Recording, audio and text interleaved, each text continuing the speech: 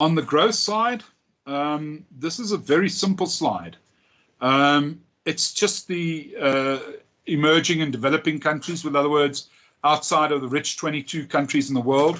Where do we feature? Well, in 2020, the average emerging market and developing country overtook us.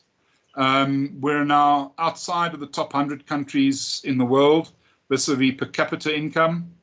And that's not a good thing, because we've seen these countries catch up very rapidly to us.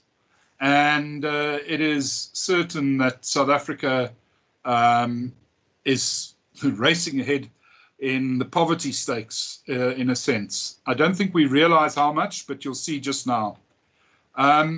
If you look at the GDP per capita, the yellow has already happened.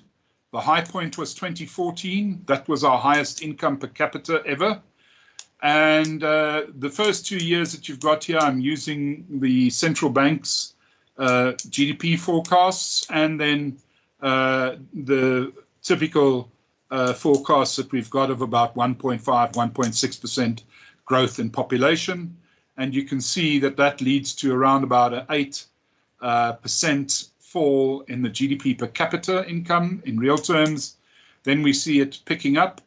If we then go to the IMF forecast that they had, and you carry on with that, whatever they had in 2024, 25, and you carry on and so on, it's really not looking like we're going to catch up very quickly to where we were, but it looks like about 2030, 2031 is when we get back to the high point in GDP per capita in 2014.